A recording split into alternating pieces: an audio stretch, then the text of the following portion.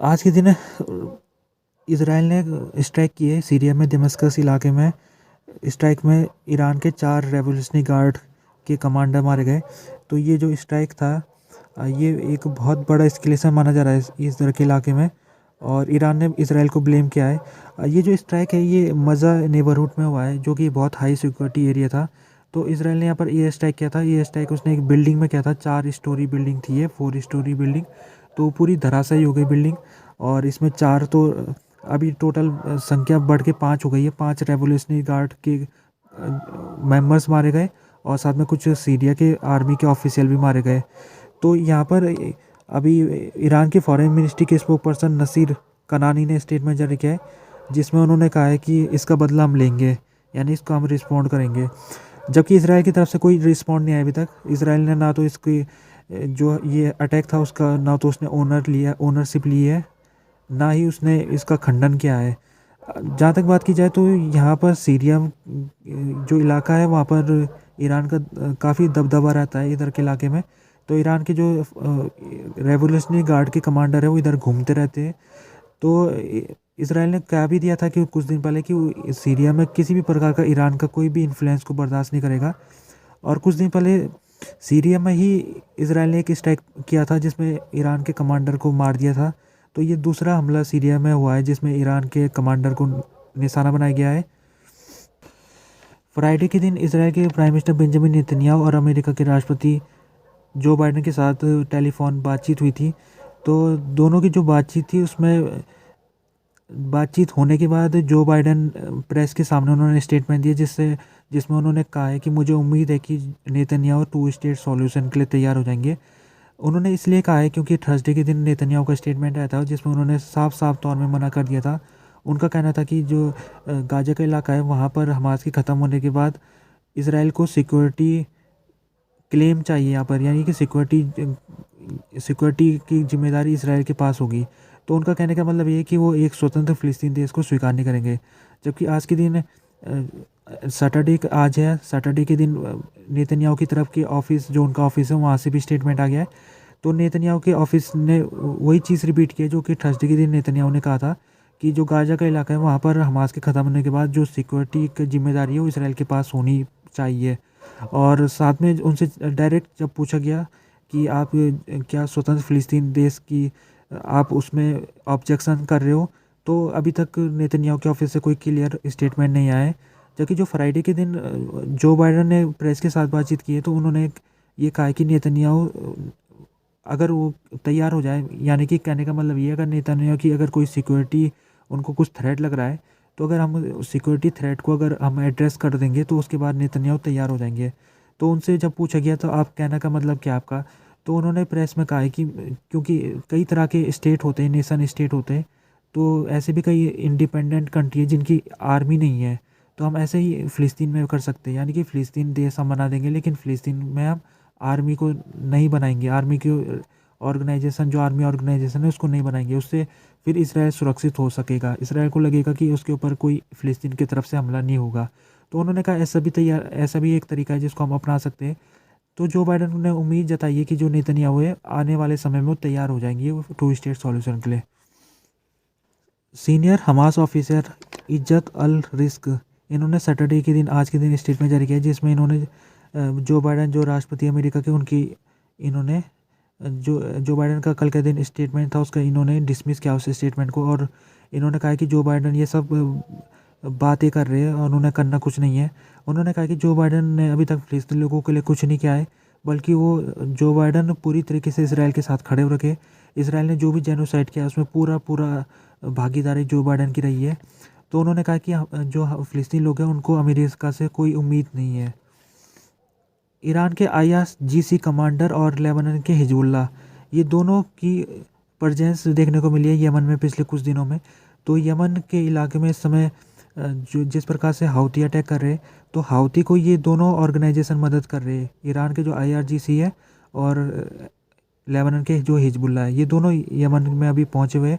और ये जो खबर है ये आज के दिन ईरान के कुछ सोर्सेज से मिली है। तो ये इससे पहले भी अमेरिका ने पिछले महीने में ये बात कह दिया था कि ईरान हाउती के जो अटैक है उसमें ईरान कोऑर्डिनेशन कर रहा है हाउती के साथ। और हाउती को इंटेलिजेंस मुहैया करा रहा है। जबकि जो ईरान है उसने अभी तक मना किया है, उसने कहा कि हम हाउती के अटैक में किसी भी प्रकार से शामिल नहीं है। जबकि हाउती ने भी स्टेटमेंट में ये कहा कि वो ईरान से हेल्प नहीं ले रहा है। लेकिन ये चीज़ जब आज ईरान के सोर्सेज से सामने आई तो ये फिर से एक खबर ये चल पड़ी है कि हो सकता है कि यहाँ पर ईरान की एक बहुत बड़ी भूमिका है इस यमन के इलाके में। तो अगर देखा जाए तो यमन में जो हाउती है, तो हाउती एक प्रॉक्सी ग्रुप है ईरान का।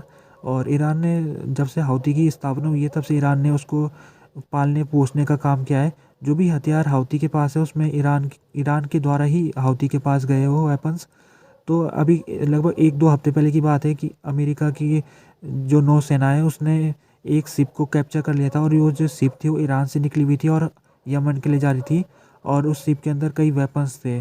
तो इससे भी ये भी बात क्लियर होती है कि जो ईरान है वो हाउतीज़ को वेपन्स दे रहा है। इसराइल ने आज गाजा स्ट्रिप में जो उसके हमले वो जारी रहे आज के दिन, और खान यूनिस के इलाके में उसने बमबारी की है। और साथ में रफ़ा के इलाके में भी उसने लीफलेट को ड्रॉप किया है। जो लीफलेट है इसमें हॉस्टेजेस की फ़ोटोज़ लगी हुई है, और अपील की जा रही है लोगों से, जो फ़िलिस्तीनी लोग हैं, कि अगर उनको इन हॉस्टेजेस के बारे में पता है तो जल्दी ही सेना को बताया जाए। तो इस तरह से इसराइल को अभी उसकी जो ऑपरेशन है वो साउथ में पहुंच चुका है। खान यूनिस के जो साउथ वाला इलाका है वहाँ तक उसका ऑपरेशन पहुंच चुका है। अब रफ़ा के इलाके में भी हो सकता है आने वाले दिन में और रफ़ा में भी कुछ एयर स्ट्राइक करे। तो यहाँ पर जो नासिर हॉस्पिटल है, सबसे बड़ा हॉस्पिटल है अभी गाजा में, वो जो फंक्शनल चल रहा है, तो उसमें भी खतरा मंडराने लग गया है, क्योंकि नासिर हॉस्पिटल के आसपास सेलिंग हो रही है। तो नासिर हॉस्पिटल हो सकता है आने वाले कुछ दिनों में बंद हो जाएगा। आज के दिन दर्जनों की संख्या में जो प्रदर्शनकारी वो नेतन्याहू के घर के सामने धरना में बैठ गए थे। तो नेतन्याहू से ये अपील कर रहे थे कि जो हॉस्टेजेस है, लगभग 100 के लगभग हॉस्टेजेस अभी गाजा में बंधक उनको हमास ने बना रखा है, तो इन हॉस्टेजेस को तुरंत छुड़ाया जाए। ये अपील वो नेतन्याहू से करने गए थे उनके घर के सामने, उन्होंने तब उस प्रदर्शन किया था। तो नेतन्याहू के ऊपर इस समय, क्योंकि नेतन्याहू के बारे में कहा जा रहा है कि वो इस समय ज़्यादा सीरियस नहीं है हॉस्टेज इश्यू को लेकर। और वो, क्योंकि अगर हॉस्टेज इश्यूज़ को लेकर कल के दिन एक कैबिनेट मेंबर का स्टेटमेंट आया था, उनका कहना था कि ईसनकोट उनका नाम था, उन्होंने कहा था कि हमको यहाँ पर कुछ समय के लिए लड़ाई को रोक देना चाहिए ताकि हॉस्टेजेस को छुड़ाया जा सके। जबकि जो नेतन्याहू है वो बिल्कुल भी लड़ाई रोकने के लिए वो तैयार नहीं है, और उनका कहना है कि हमास हॉस्टेजेस को तभी छोड़ेगा जब हमास के ऊपर मिलिट्री प्रेशर को बनाए रखा जाएगा। तो नेतन्याहू के ऊपर यहाँ पर आरोप भी लग रहे हैं कि वो हॉस्टेजेस को लेकर ज़्यादा गंभीर नहीं है। तो ये जो प्रोटेस्टर है ये कई दिनों से प्रोटेस्ट कर रहे हैं, इन्होंने कई सड़कों को इन्होंने जाम किया है इससे पहले भी। तो ये चाहते कि अगर हमको सीज़ फायर भी करना पड़े हमास के साथ कुछ समय के लिए, तो उसमें हमको कर देना चाहिए, क्योंकि सबसे जो हमारी प्राथमिकता है वो है हॉस्टेजेस को सही सलामत इसराइल में लाना। सिप्रस की जो गवर्नमेंट है वो इस समय उसमें काफ़ी क्रिटिसिज्म उसके ऊपर हो रहा है, उसको काफ़ी आलोचना का सामना करना पड़ रहा है, क्योंकि सिप्रस जो सिप्रस का इलाका है, सिप्रस के इलाके से जो ब्रिटेन ने वहाँ पर एयर बेस बना रखा है, तो जो भी अटैक ब्रिटेन की वायु सेना कर रही है हाउती के ऊपर, वो सिप्रस के एयर बेस से निकल के कर रही है वो हमला। तो जब पहला हमला ट्यूसडे के दिन ब्रिटेन ने किया था हाउती के ऊपर, तो उसके बाद सिप्रस में प्रदर्शन शुरू हो गए थे, और जो प्रदर्शनकारी थे वो सिप्रस गवर्नमेंट से अपील कर रहे थे कि जो एयर बेस है इसको बंद कर देना चाहिए।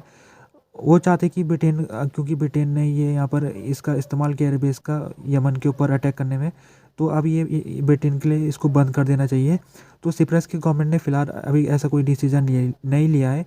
और अगर बात की जाए तो ब्रिटेन का स्टेटमेंट आ गया, और ब्रिटेन ने कहा कि जब हम अटैक कर रहे थे तो हमने पहले बता दिया था सिप्रस गवर्नमेंट को कि हम हाउती के ऊपर अटैक करने वाले हैं।